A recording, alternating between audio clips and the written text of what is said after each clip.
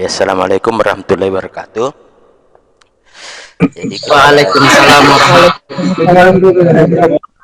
kita lanjutkan kuliah kita. Kalau pada kuliah sebelumnya kita telah mempelajari beberapa senyawa atau hormon yang dapat mengatur atau merangsang reproduksi pada ikan ya. Jadi kita lihat ada hormon yang berasal dari hipofisa, kemudian dari hormon hipofisa itu kita kemudian memanfaatkan apa yang disebut dengan hipofisasi ya. Jadi mengambil hipofisa dari suatu ikan donor kemudian kita suntikan kepada ikan resipien untuk merangsang supaya terjadi ovulasi. Kita juga mempelajari bahwa ada hormon yang dihasilkan dari kencing atau urin wanita hamil kurang dari 2 bulan, karena ternyata urin wanita hamil kurang dari 2 bulan itu mengandung HCG, human chorionic gonadotropin, yang ternyata kita bisa manfaatkan untuk merangsang maturasi dan ovulasi pada ikan. Kita juga menemukan adanya serum darah ya pada hewan-hewan dari kelompok kuda yang ternyata juga pada saat kuda itu hamil ya, dia serum darahnya mengandung hormon yang disebut dengan PMSG ya, jadi pregnant mare serum gonadotropin ya. Jadi ada gonadotropin dari darah kelompok hewan-hewan yang masuk keluarga kuda ya, jadi zebra, keledai, apalagi kuda sendiri ya, seperti itulah. Serum darahnya mengandung gonadotropin yang disebut PMSG yang ternyata juga bisa merangsang maturasi dari atau ovulasi dari ikan ya. Nah, hari ini kita lanjutkan dengan memperdalam pengetahuan kita tentang bagaimana mekanisme dari proses-proses apa yang mendorong dan apa yang menghambat maturasi gonad. Jadi hari ini kita akan perkenalkan dopamin, disingkat DA, dan serotonin. Jadi apa itu dopamin? Dopamin adalah salah satu zat kimia dalam otak berbagai jenis hewan vertebrata dan invertebrata, sejenis neurotransmitter atau zat yang menyampaikan pesan dari satu saraf ke saraf yang lain dan merupakan perantara bagi biosintesis hormon adrenalin dan noradrenalin. Dopamin juga suatu hormon yang dihasilkan oleh hipotalamus. Jadi hipotalamus juga dihasilkan dari dopamin. Kemudian serotonin atau nama lainnya 5-hidroksitriptamin disingkat 5-HT. Jadi 5-HT ini singkatan dari 5-hidroksitriptamin, berasal dari triptopan. Anda tahu triptopan itu adalah salah satu asam amino esensial ya di dalam makanan. Kemudian triptopan ini mengalami hidroksilasi menjadi 5-hidroksitriptopan, kemudian mengalami dekarboksilasi 5-hidroksitriptamin. Jadi serotonin tersebar di seluruh otak, terutama di saluran cerna, trombosit, dan otak. Nah, kemudian keduanya ini dikenal sebagai biogenik amin. Seperti dopamin dan serotonin dapat mempengaruhi sejumlah proses fisiologi pada krustasea melalui aksinya sebagai neuroregulator.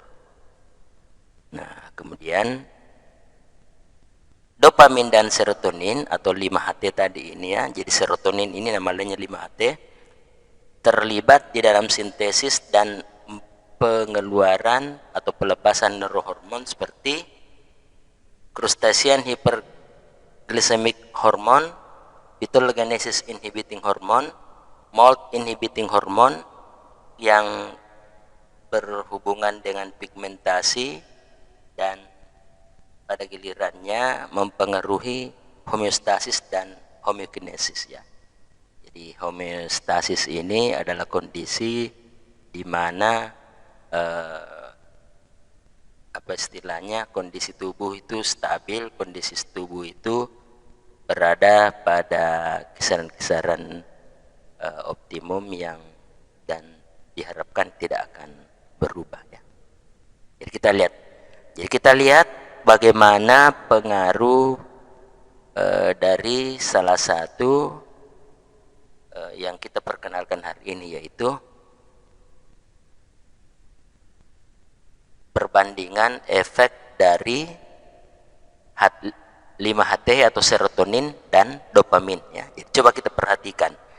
Jadi di sini ada tabel, ada gambar yang menunjukkan hubungan antara kandungan atau konsentrasi phytologenin di hemolim ya ketika disuntikkan oleh beberapa macam zat ini, kemudian ini adalah waktu ya, waktu. Nah, di sini coba kita perhatikan satu-satu. Jadi ada beberapa konsentrasi serotonin ya, mulai dari 2,5 kali 10 pangkat minus 6 sampai 2,5 kali 10 pangkat 8. Nah, dopamin juga seperti itu. Nah, ini salin ini hanyalah larutan kontrol ya, yang disuntikkan untuk melihat atau menjadi pembanding efek dibanding dengan penyuntikan yang lainnya. Nah, mari kita lihat. Jadi yang gambar segi 4 ini itu menggambarkan serotonin. Ini juga serotonin. Yang ini juga serotonin, kemudian ini adalah kontrolnya ya. Nah, kemudian kita lihat yang di bawah-bawah semua ini, yang simbolnya plus ini adalah dopamin, dan bundar-bundar ini juga dopamin, kemudian yang satunya juga ini dopamin. Jadi apa yang bisa kita simpulkan dari gambar ini? Di sini terlihat bahwa penyuntikan serotonin meningkatkan konsentrasi phytologenin di dalam hemolim udang, sementara penyuntikan dopamin ya sebaliknya menurunkan kandungan phytologenin di dalam darah atau hemolin udang. Nah, ini sementara yang ini adalah penyuntikan dengan kontrol. Jadi hanya larutan yang sifatnya isotonik lah, yang tidak mempengaruhi udangnya. Jadi apa yang bisa disimpulkan ya, minggu lalu kita sudah bercerita bahwa phytologenin ini adalah salah satu protein yang diproduksi oleh krustase pada saat persiapan untuk bertelur ya. Jadi ada yang kita sampaikan minggu lalu, mudah-mudahan masih ingat, bahwa di dalam proses maturasi telur ada 2 proses yang berlangsung, yaitu oogenesis, yaitu proses maturasi dari calon makhluk hidupnya ya. Jadi oogenesisnya itu ya calon telurnya ya, yang nanti akan dibuahi oleh sperma dan akan menjadi zigot atau makhluk baru.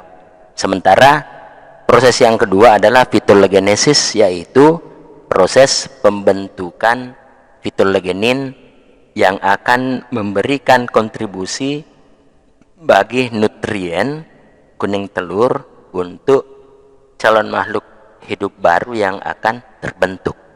Dengan kata lain, fitogenin ini mewakili nilainya mewakili seberapa besar proses maturasi itu berkembang, ya. Jadi dengan keterangan seperti itu kita bisa mengatakan kesimpulan dari gambar ini adalah bahwa 5-HT atau serotonin menstimulus atau merangsang terjadinya maturasi dalam reproduksi, sementara sebaliknya dopamin menghambat proses reproduksi. Jadi itu mungkin kesimpulan yang bisa kita lihat dari sini. Saya ulangi bahwa 5-HT atau serotonin merangsang reproduksi, sementara sebaliknya dopamin menghambat reproduksi. Jadi itu yang bisa kita simpulkan dari gambar ini. Nah, gambar yang kedua ini yang ditampilkan hanyalah dopamin saja, ya. Nah, dopamin saja. Jadi kita lihat bahwa memang terlihat bahwa setelah penyuntikan semakin lama proses penghambatan terhadap maturasi itu semakin menguat apabila kita menyuntiknya dengan dopamin. Ya, di mana di sini terlihat bahwa semakin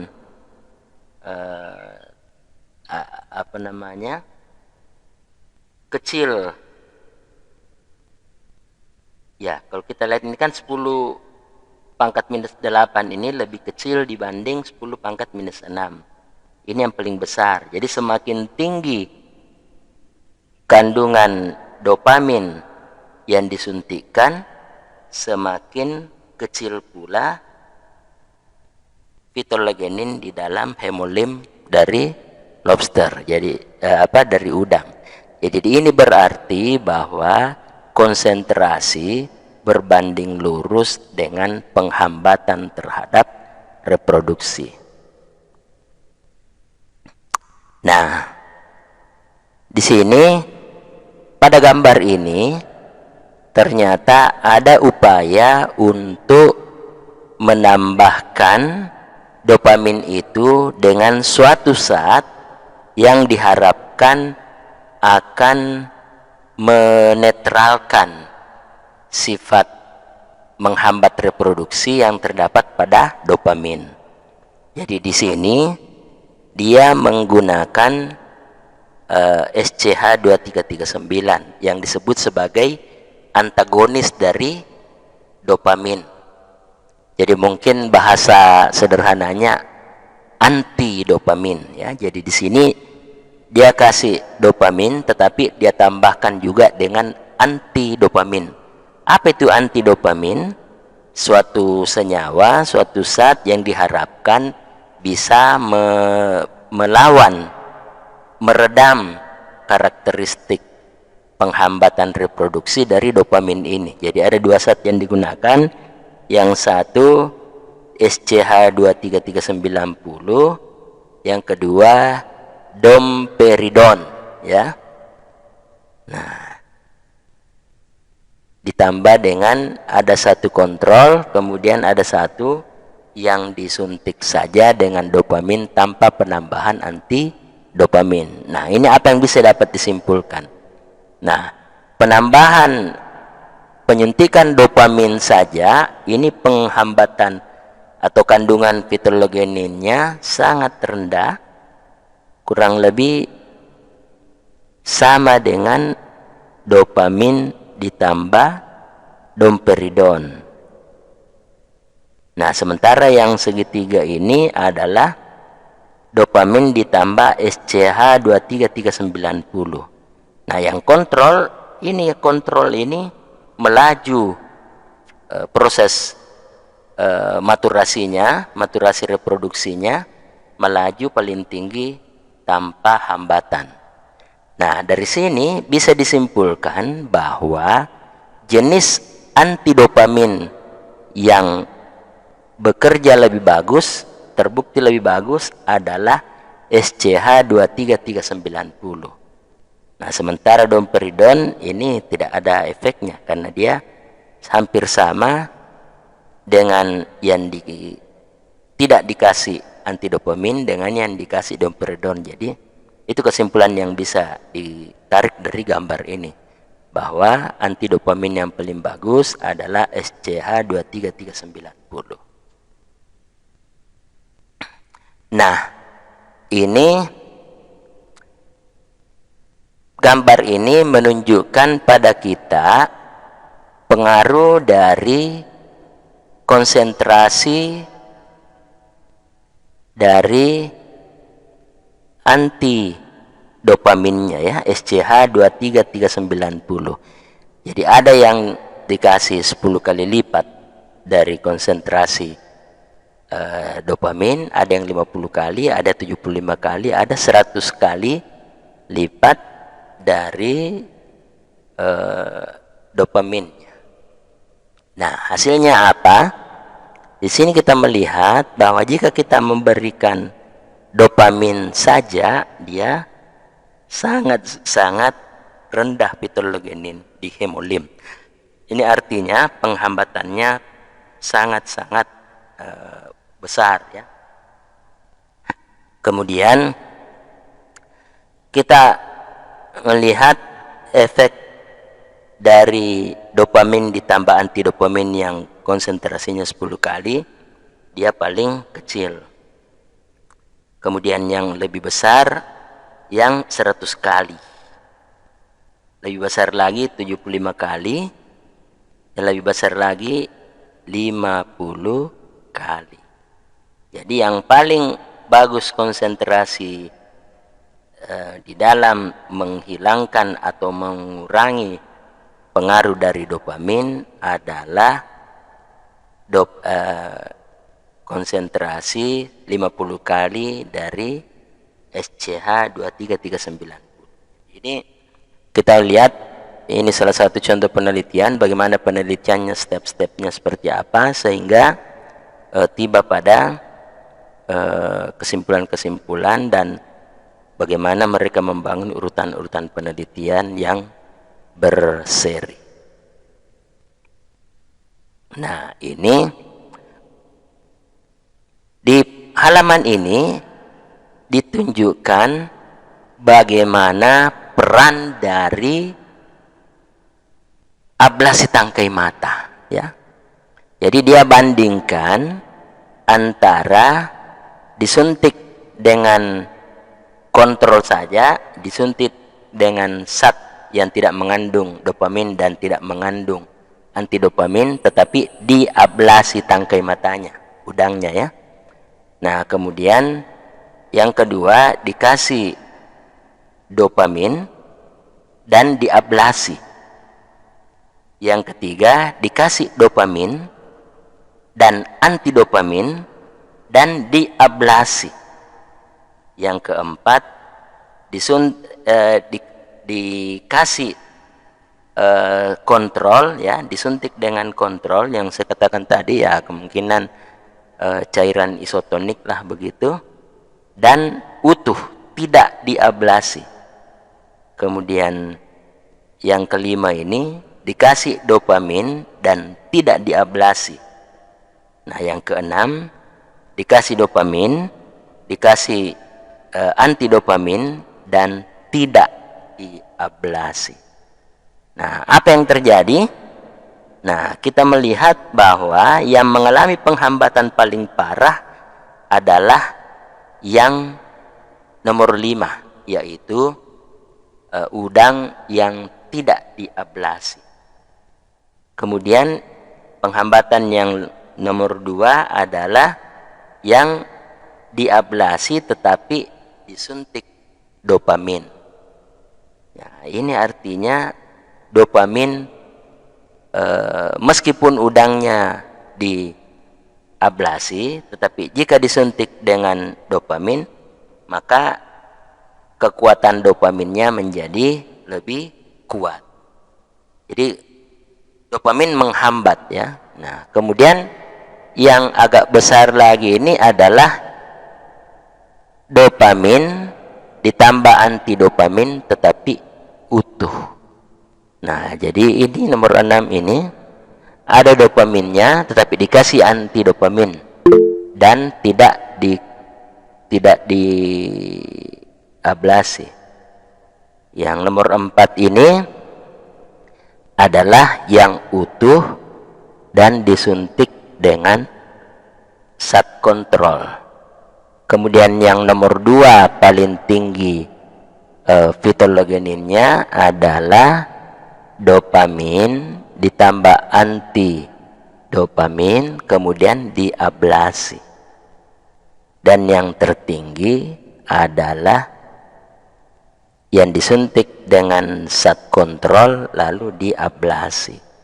Jadi di sini kelihatan bahwa ablasi itu sangat-sangat besar perannya di dalam merangsang terjadinya proses maturasi telur ya. Nah, di sini digambarkan di mana sih letaknya dopamin dan serotonin itu ya. Nah, dopamin itu tidak ada di tangkai mata ya, tetapi ada di tangkai mata. Serotonin ada di tangkai mata. Jadi di sini tangkai mata, dopamin tidak ada di tangkai mata, sementara serotonin ada di tangkai mata.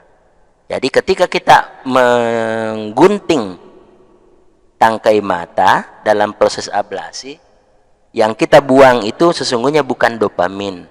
Yang kita buang adalah seperti pertemuan kita sebelumnya, adalah apa yang disebut dengan GIH, gonad inhibiting hormone. Kemudian yang kita buang juga adalah organ X. Nah, organ X dan ini yang ada di tangkai mata ini itu menghasilkan gonado inhibiting hormone yang bekerja menghambat organ Y menghasilkan GSH. Jadi dari sini kita bisa mengatakan bahwa menghilangkan tangkai mata dua-duanya itu punya efek negatif juga karena kita menghilangkan serotonin. Sementara kita tahu tadi serotonin itu merangsang terjadinya reproduksi. Nah, kemudian di thoracic ganglion ada dopamin, ada juga serotonin. Jadi sementara di hemolim yang adanya hanya norepinefrin. Jadi di sini kelihatan di satu sisi kita ingin dapat serotonin, kalau misalnya kita dari thoracic ganglion, ternyata juga ada dopamin yang lebih besar ya. Nah, di mana itu thoracic ganglia? Ya, ini udang, ini penggambarannya. Jadi ada di daerah punggung ya. Nah, kalau Anda ingin melihat ya di daerah-daerah thoracic ganglia itu ya sekitar ini. Ya.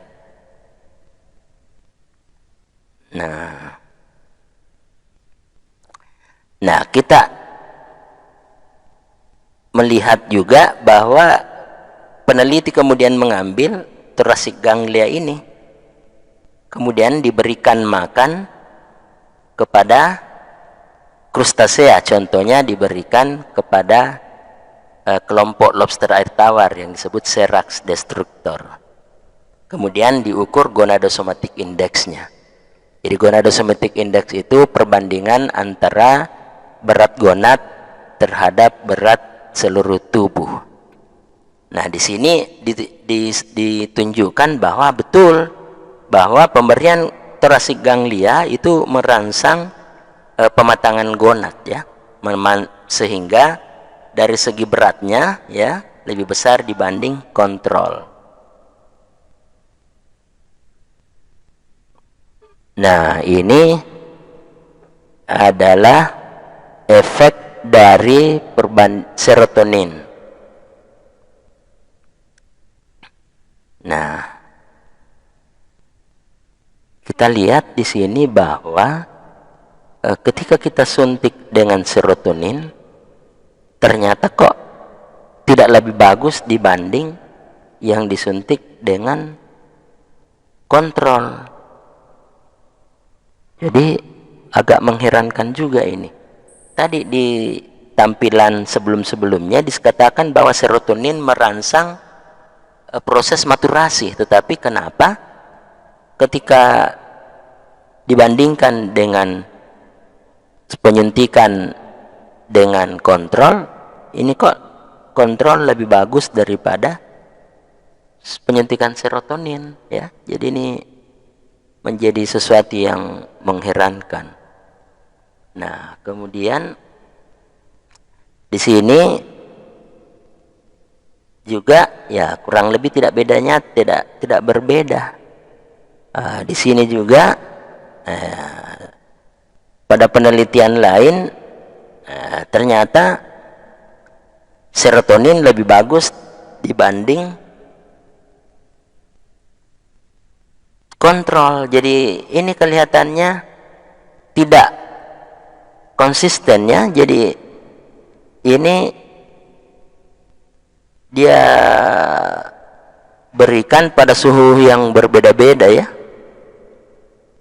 Ya, jadi ada ketidakkonsistenan hasil dari penyuntikan serotonin ini pada lobster air tawar Serax apa tadi destruktor ya. Nah, di sini adalah perilaku dari udang ketika disuntik dengan serotonin. Jadi di sini serotoninnya, setelah disuntik serotonin, dia memiliki perilaku seperti induk yang mengeram. Jadi ini menunjukkan ya jelas bahwa serotonin ada efek ke perilaku kesiapan induk untuk mengerami telur. Nah, kemudian ini oktapamin, nah ternyata ini kayak mau berkelahi ya. Nah, ini padahal kondisi normal ya seperti ini. Jadi ini apa namanya, pengamatan perilaku dari efek penyuntikan dengan senyawa-senyawa tertentu. Nah, ini adalah percobaan mengetahui berapa banyak efek dari serotonin terhadap embrio yang baru menetas. Jadi embrio yang menetas diukur 4, 6, 9, 13, 17 sampai 21 hari sesudah menetas, dihitung survival rate-nya, kemudian perlakuannya masing-masing direndam dengan 0, 5, 50, 100 mikrogram per mililiter air serotonin ya. Jadi 50 mikrogram serotonin dalam tiap mililiter air, kemudian direndam mereka. Ada 4 perlakuan. Jadi yang pertama, airnya tidak mengandung serotonin. Air yang kedua mengandung 5 mikrogram per mililiter. yang ketiga 50 mikrogram per mililiter, dan yang keempat 100 mikrogram per mililiter serotonin. Nah, kemudian setelah itu diamati survival rate-nya setelah 4, 6, 9, 13, 17, 21 sampai 25 hari setelah telur menetas. Jadi kita lihat bahwa secara umum panjang rata-rata tubuh itu terbaik pada perendaman 100 mikrogram per mililiter ya air. Jadi ini. Jadi kesimpulannya, semakin banyak atau semakin tinggi konsentrasi serotoninnya, maka panjang tubuhnya itu semakin tinggi. Jadi ini kelihatan bahwa kalau tadi serotonin dilaporkan mampu menstimulus terjadinya kematangan telur, maka ternyata serotonin juga mampu merangsang pertumbuhan embrio ya atau larva ya, pertumbuhan larva lebih tinggi atau lebih bagus dibanding yang tidak pakai serotonin. Dan semakin tinggi serotonin, konsentrasi serotonin di dalam air yang digunakan untuk merendam telur tadi, semakin besar pula atau semakin cepat pula pertumbuhannya. Nah itu. Tetapi apabila kita melihat survival rate-nya, maka kita melihat bahwa survival rate dari 100 itu masih lebih rendah dibanding survival rate yang 50 ya.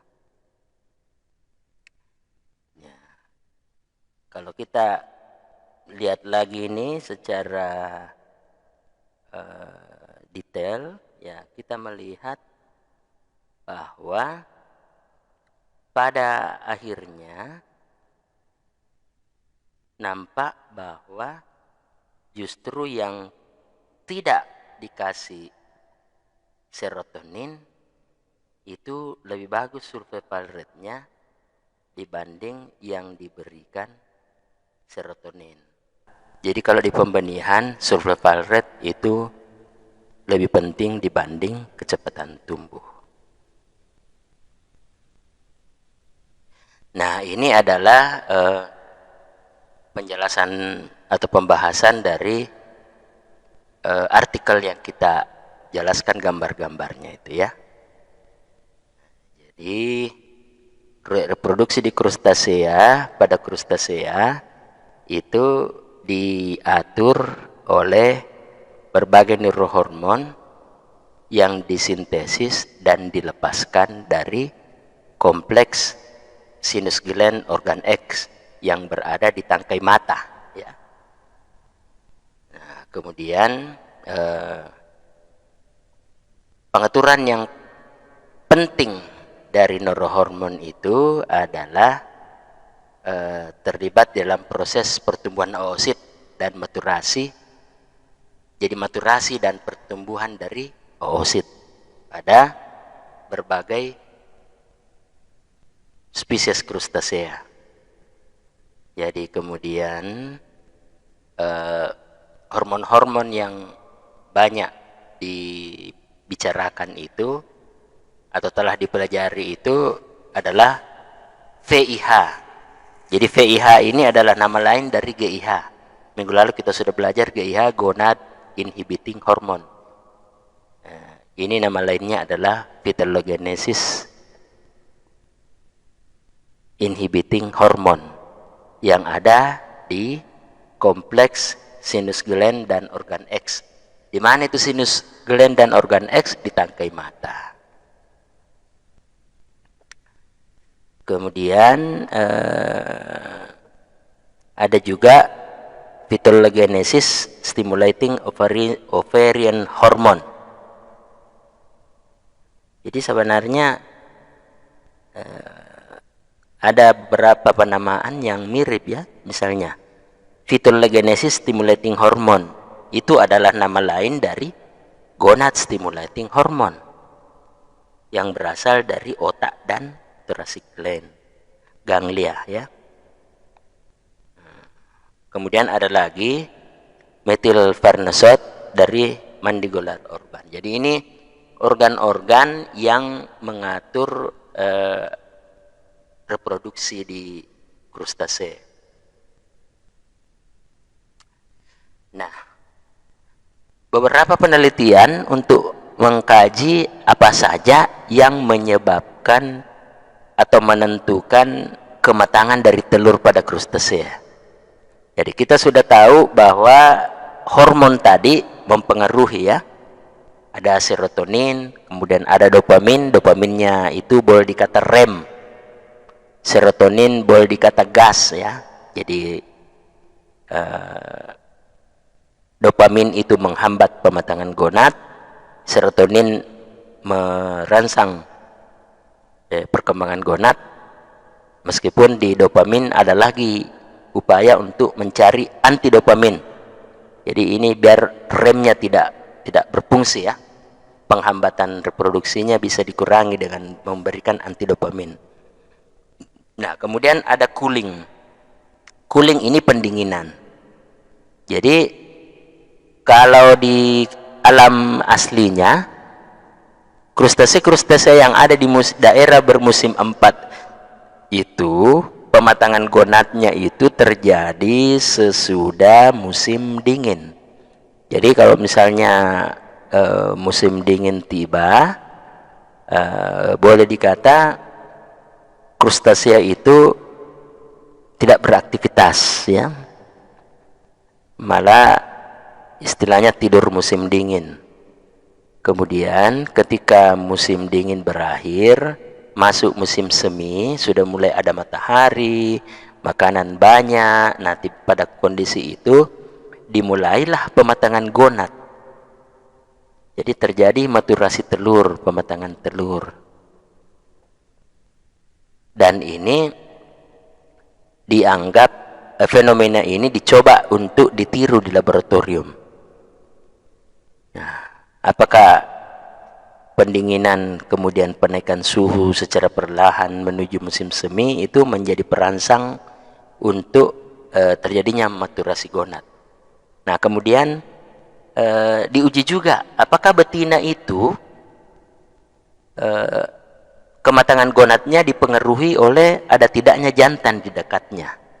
Ya, kuliah pertama kita sudah cerita tentang feromon, tentang bagaimana sistem saraf pusat menangkap informasi dari indera ya. Jadi ada indera penglihatan, ada indera penciuman yang menangkap feromon itu ya, kemoreseptornya lah ya. Yang kemudian dari situ otak memerintahkan hipotalamus ya. Kemudian hipotalamus mengeluarkan hormon-hormon yang merangsang hipofisa untuk mengeluarkan hormonnya. Nah, hipofisa ini mengeluarkan hormon yang memerintahkan gonad mengeluarkan lagi hormonnya. Nah, silakan buka kuliah rekaman kuliah pertama itu untuk melihat betapa kehadiran jantan sangat mempengaruhi pematangan gonad ya. Jadi sama dengan ilustrasinya bahwa zaman dulu, di zaman 2-3 generasi yang lalu, karena perempuan misalnya dipingit, tidak pernah melihat laki-laki kecuali mungkin saudaranya, maka yang namanya haid pertama itu ya itu mungkin setelah 15, 16. Nah, dibandingkan misalnya generasi zaman now yang karena interaksi sosial, kemudian pergaulan, sehingga yang namanya haid pertama itu ya mungkin berada pada usia sekitar 10, 11, malah mungkin lebih cepat dari itu. Jadi itu salah satu ilustrasi untuk menggambarkan bahwa ada korelasi antara kehadiran jantan dengan pematangan gonad ya. Nah, apa yang dihasilkan oleh McRae dari penelitiannya pada krustasea ini? Nah, perlakuan hormon dengan pemberian thoracic nerve ya, jadi ada tadi ganglia yang saya tunjukkan gambarnya itu yang diambil kemudian diberikan kepada dari betina, diberikan sebagai apa namanya ya, ada yang dikasih sebagai pakan ya kepada jantan, kemudian serotonin disuntikkan, oktopamin disuntikkan, itu ternyata tidak memberikan pengaruh dalam menstimulasi maturasi ovari. Jadi ya ini menunjukkan bahwa ternyata efek serotonin tidak terlihat di sini ya. Jadi apa kesimpulannya ya, serotonin kelihatannya tidak konsisten memberikan efek. Tetapi yang memberi efek dari tiga ini yaitu hormon cooling dan kehadiran jantan. Penurunan suhu 10 kemudian dinaikkan menjadi ke 22 mampu menstimulus rematurasi ovari meskipun tanpa kehadiran jantan.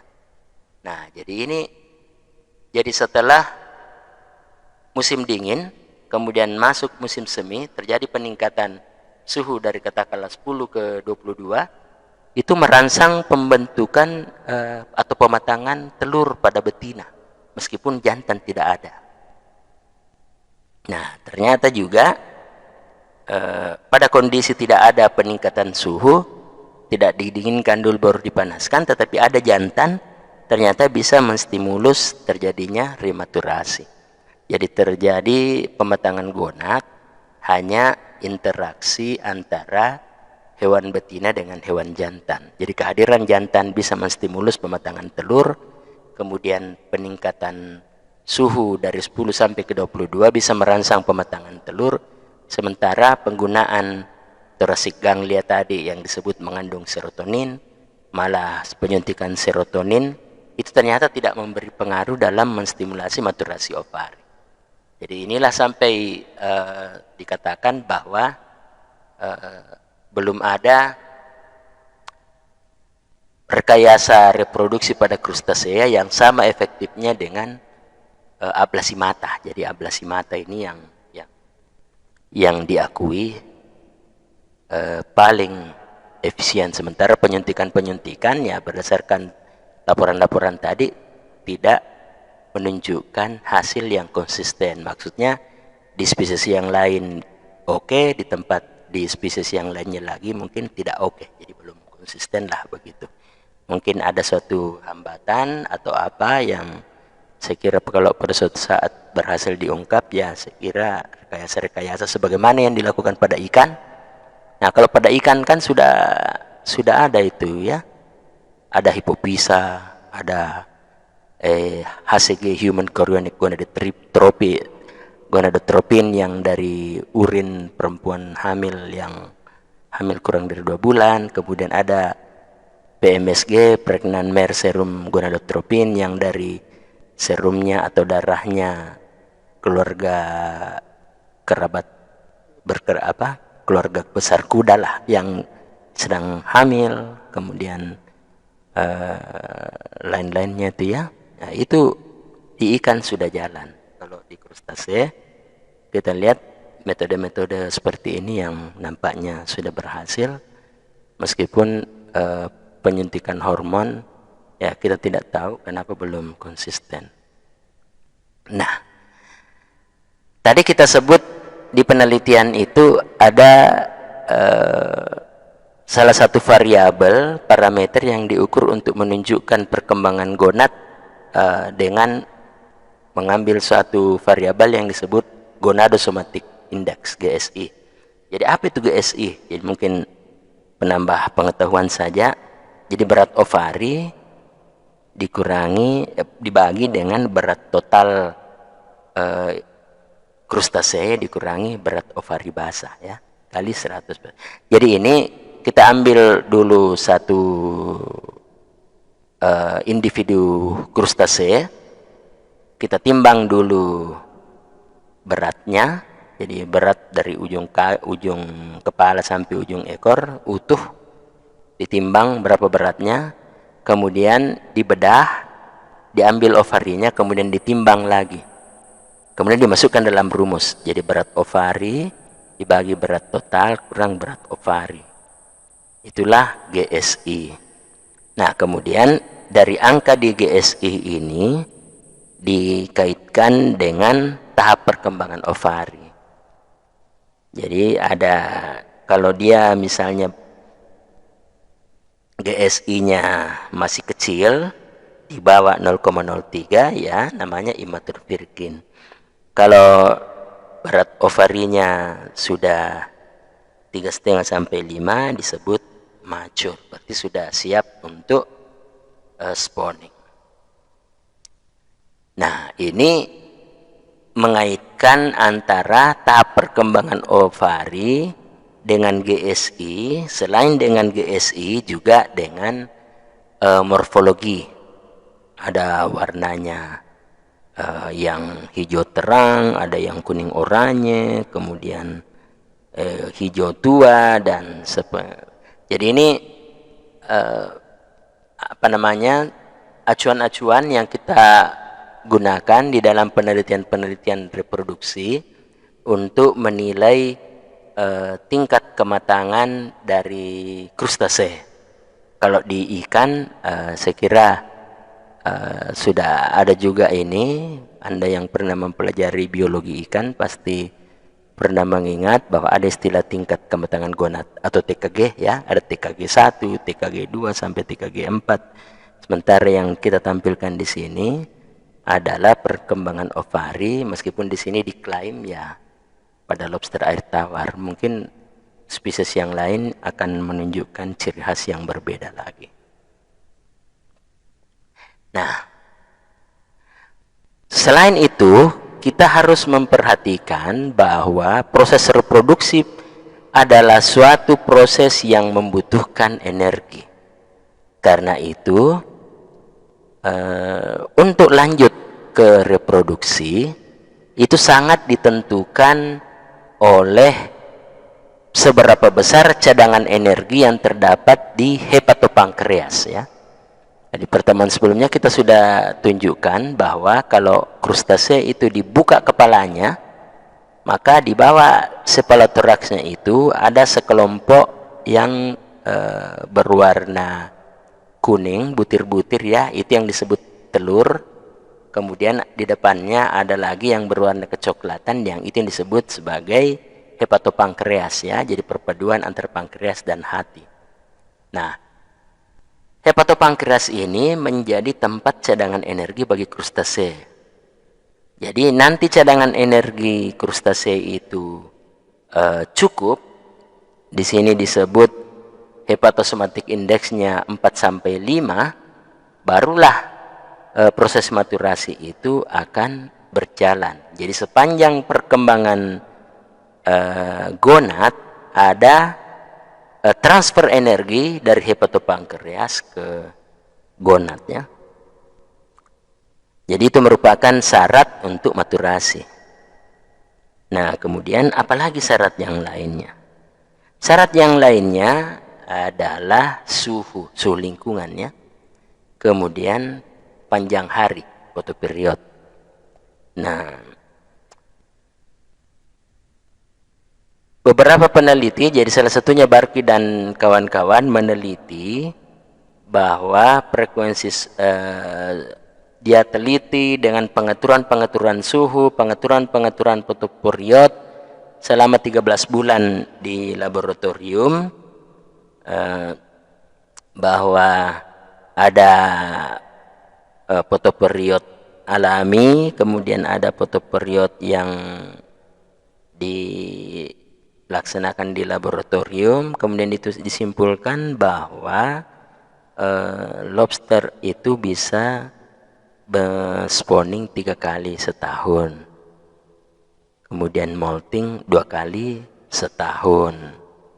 Jadi ini ditentukan juga oleh fotoperiod dan suhu ya. Nah kemudian ternyata luas tempat dia dipelihara juga menentukan proses reproduksi itu.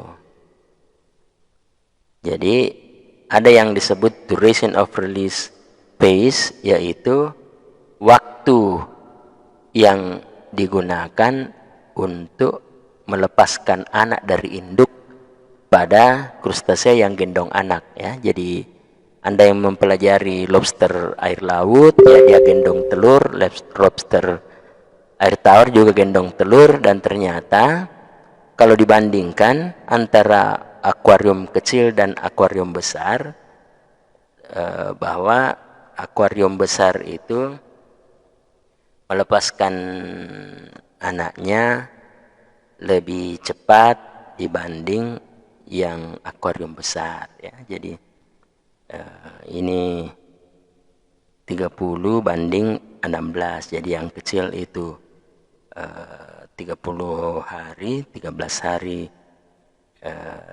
spawningnya setelah dilepas itu lebih cepat pada akuarium besar ya. Jadi relation of duration phase in 9 hari, pada akuarium kecil 20 hari. Jadi ini yang dijadikan sebagai acuan di dalam reproduksi. Nah kemudian kebutuhan protein yang lebih besar saat maturasi gonad, saya kira ini memang suatu hal yang sangat membutuhkan energi pada saat maturasi ya, terutama pada phytologenesis, yaitu pembentukan kuning telur. Di situ banyak energi yang sangat dibutuhkan. Kemudian ya sekira ini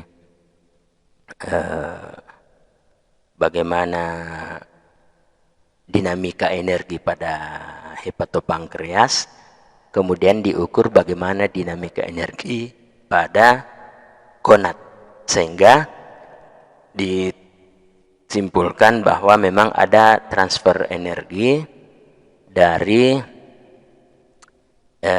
hepatopankreas ke ovari ya. Jadi ini kesimpulannya, beberapa pembuktian bahwa terjadi aliran energi dari hepatopankreas ke telur selama proses maturasi. Nah kemudian ini ada perubahan-perubahan morfologi yang terdapat pada kaki renang ya. Jadi kita tahu bahwa kaki renang di krustasea yang gendong telur itu akan mengalami pelebaran karena kaki renang itu akan ditempeli oleh telur, dan telur menempel di situ selama proses pengeraman.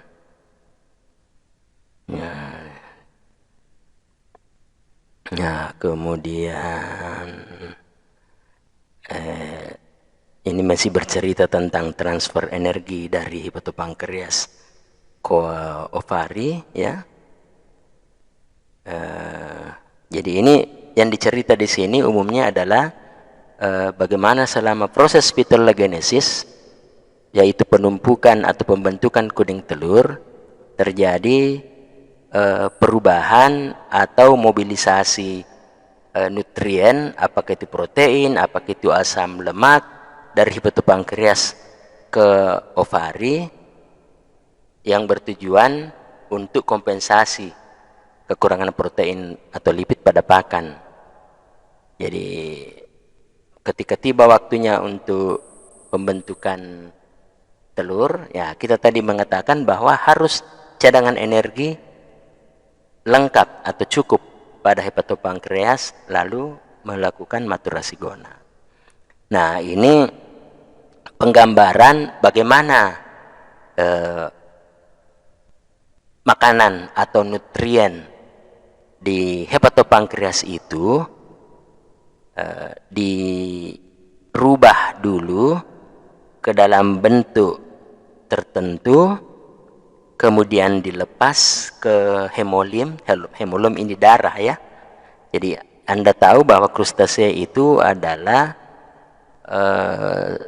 sirkulasi darahnya, peredaran darah terbuka. Jadi bagaimana hepatopankreas membentuk atau mensintesis zat-zat, kemudian dirubah menjadi suatu bentuk tertentu, kemudian dilepaskan ke darah atau hemolim ya. Hemolim kalau di krustasea, kalau di manusia darah lah istilahnya ya. Nah kemudian setelah itu di ovari ya dibentuk menjadi vitelin. Jadi vitelin A, vitelin B, vitelin C atau D. Jadi ini penggambarannya bagaimana bentuk-bentuk biokimiawi dari energi zat dari makanan atau nutrien yang ditimbun di hepatopankreas dikirim ke ovari. Jadi ini ya, ini tadi penggambarannya. Nah kemudian perkembangan embrio. Nah ini setelah telurnya mengalami pembuahan, terjadi zigot, maka di telur yang sudah dibuahi itu terjadi proses-proses perubahan seperti ini ya. Dari hijau zaitun memanjang sampai menetas ya. Nah kemudian di sini disebutkan bahwa kalau kita mengablasi spesies seperti lobster air tawar cepit merah, dia hanya berlaku pada induk yang pertama kali memijah, sedangkan yang sudah pernah memijah sebelumnya kayaknya tidak berpengaruh ya. Itu kemudian ini juga penyuntikan serotonin dan oktapomin tidak terbukti menstimulasi GSH tadi ya, gonadostimulating hormone. Nah sebaliknya pada udang windu ini dikasih HCG, progesteron, kemudian atau kombinasi keduanya baik dalam bentuk dicampurkan di pakan atau injeksi, mampu menstimulus ovari hingga tingkat kematangan gonad 4 pada udang berumur 11 bulan dan hanya sampai TKG 2 pada udang berumur 5,5 bulan. Nah, kemudian pengaruh yang setara antara ablasi mata dan injeksi hormon serotonin dilaporkan pada udang windu. Sementara pada Van Name ablasi mata lebih baik. Jadi ini halaman ini menunjukkan kepada kita bahwa setiap spesies memberikan respon yang bervariasi ketika diablasi atau ketika disuntikkan serotonin atau ketika disuntikkan chorion HCG atau ketika disuntikkan progesteron. Kemudian ketika dibandingkan misalnya mana yang lebih bagus serotonin dengan ablasi. Jadi ada yang melaporkan ini lebih bagus, kemudian ini sama bagusnya dan sebagainya. Jadi ini hasil-hasil penelitian yang dikompilasi. Pengaruh faktor lingkungan. Jadi jika lobster air tawar betina dipelihara pada suhu dan fotoperiod yang konstan setelah spawning, rematurasi tidak melewati tahap perkembangan ovari 4. Jadi ada dua mekanisme yang berkenaan dengan stimulasi rematurasi ovari. Pertama, dipicu oleh penurunan suhu. Jadi kita tidak sebutkan tadi bahwa ya kalau suhu turun baru naik, maka dia akan matang gonad. Ya. Kemudian kehadiran jantan, ya. Kalau ada jantan, dia akan juga maturasi. Nah, kemudian ya ini pengaruh suhu terhadap masa inkubasi. Jadi saya kira kita sudah tahu bahwa ya suhu meningkat inkubasi lebih pendek. Tapi suhu yang lebih tinggi, perkembangan embrio tidak normal dan rendah tingkat kelangsungan hidup. Jadi suhu yang disarankan sekitar 28. Jadi kalau kita tingkatkan suhu, pengeramannya menjadi singkat, tapi ternyata embrio tidak normal, survival rate rendah. Ya, karena itu ya untuk budidaya ya slow but sure, biar pelan-pelan, tidak terlalu cepat inkubasinya, tetapi spesiesnya selamat, embrionya selamat menetas dan tidak banyak kematian. Kemudian beberapa trigger untuk spawning, ada pakan, jadi saya kira kita tahu itu. Kemudian hormon,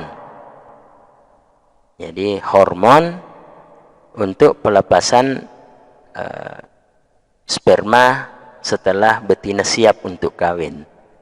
Kemudian ada lagi induk betina yang telah matang gonad menarik jantan dengan memancarkan atraktan kimiawi atau menunjukkan perilaku reseptif untuk menarik jantan. Jadi ini semua menunjukkan bagaimana supaya terjadi perkawinan.